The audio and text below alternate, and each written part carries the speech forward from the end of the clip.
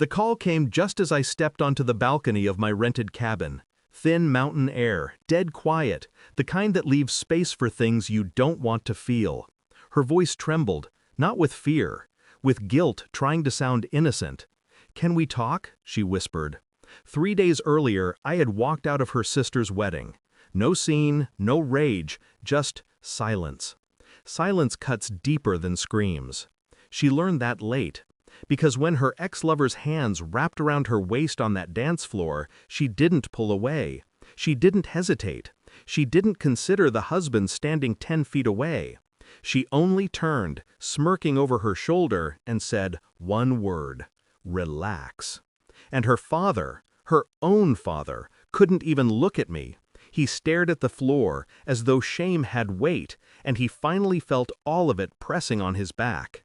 I left the hall before the music stopped, before her laughter died, before she realized the emptiness beside her was not an accident. Now she wanted to talk. I stared into the dark pines and let the cold bite into me. Her voice cracked, begging for something, maybe forgiveness, maybe a do-over. But I felt nothing, just the slow click of a lock inside me, one I had ignored for too long. "I'm busy," I said, and hung up. The mountains swallowed the dial tone, like they knew this was only the beginning. The truth never appears fully formed. It seeps in, thin, poisonous, patient. At first, I told myself the dance didn't mean anything. People get too comfortable at weddings. Old flames confuse nostalgia with warmth. But her eyes that night, they weren't confused. They were alive in a way they hadn't been with me in months. And then I remembered the late-night texts she hid behind angled screens. The hospital parking lot meetings she claimed were extra shifts. The way she showered twice a day, as if washing off a scent she hoped I'd never notice. I had ignored all of it, because love makes you complicit in your own humiliation. The wedding only peeled back the last layer. Her dad's shame wasn't new. It was recognition of a truth he'd known long before I did, that his daughter was capable of this, that she had done it before, that she would do it again. I should have confronted her then, in that hall, in front of the lights and the fake laughter. But I didn't. My silence wasn't surrender, it was observation. And the moment I walked into the cold night air, I felt something settle inside me. An instinct sharpening, a calmness that no longer needed her explanations or excuses. I knew something deeper was rotting underneath the surface, and I would dig until I found it. I became quiet, purposefully quiet. She thought it was distance. It was data. Phone records, GPS history, financial statements. The quiet places people think leave no footprints. I traced 2 months backward, then 6. Patterns emerged with surgical clarity. Regular withdrawals near the hotel district. Calls to a number saved under Sarah. Clinic that never answered on the first ring. Receipts for dinners she never mentioned. Gifts she never showed. And then the photos surfaced. Metadata from her cloud backup she didn't know synced to our shared archive. Shadows of 2 people. A handshake turning into a touch. A hotel mirror catching more than a reflection. Each discovery felt like a switch inside me flicking into place. But there was no anger anymore, only calculation. I let her keep talking during those days, her sweet attempts to rebuild, her sudden interest in cooking dinner, her pretend softness. She sensed something slipping away, but couldn't name it. And on the other side of the story, my daughter-in-law called, "If you want to join Thanksgiving, come wash the dishes." Her contempt was casual, entitled. She believed obligation was a leash I'd never cut. I simply said, "Enjoy," and ended the call. 2 days later, when I posted the photos of my villa in Switzerland, the villa none of them knew existed, my phone exploded with 71 missed calls. Funny how people only remember your worth when they see your wealth.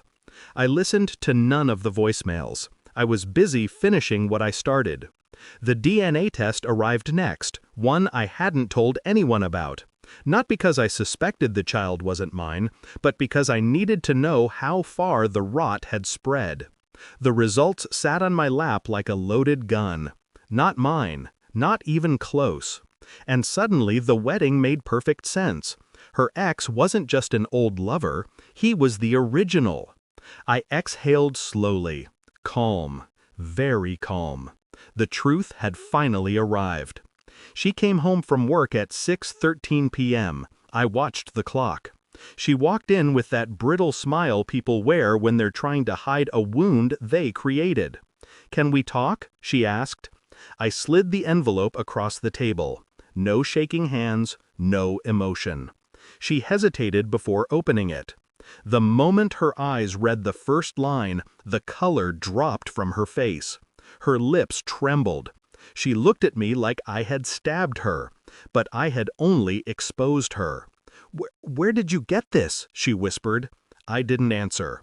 Her knees buckled onto the chair, hands shaking over the page, her breath dissolving into frantic little gasps. I can explain." I leaned back, letting the silence strangle her more effectively than any words. She crumbled, begged, apologized to the floor, to the air, to anything willing to listen. But not to me. Not really. She was begging for her life as she knew it, not for my heart. And I sat there, detached, watching the truth devour her from the inside. When she finally lifted her head, mascara streaked, breathing uneven, I spoke. "I'm leaving." Simple. Final. She reached for me like a drowning person grabbing the surface. "No, please don't do this. I made a mistake. One mistake." I slid my passport, the villa photos, and the transfer documents onto the table. "I was never stuck," I said. "You just assumed I was." Her face collapsed in confusion, then horror. You have another house? Another life? You didn't tell me." "Why would I?" I asked softly. She realized the truth then. I had already moved on. Quietly, fully, long before she danced with him. And now she was the one left scrambling for footing. She screamed, begged, offered promises that meant nothing. But I was already at the door. "You can keep the house," I said. "It fits you." Her father used to say the same thing when we argued. She never understood it. She understood now. I drove through the night, no destination, no weight on my chest. Relief isn't loud. It's quiet, clean, like a room finally aired out after years of stale breath. My daughter-in-law kept calling. My wife, too. Both wanting what I no longer offered. My presence, my patience, my silence. I let the phone ring until it died. When the sun rose behind the mountains, I felt something loosen inside me. Not joy, not victory, just clarity. They had mistaken my kindness for dependence, my silence for weakness. They forgot one thing. A quiet man isn't harmless. He's simply measuring the distance to the door. And I had already stepped through it. For the final time.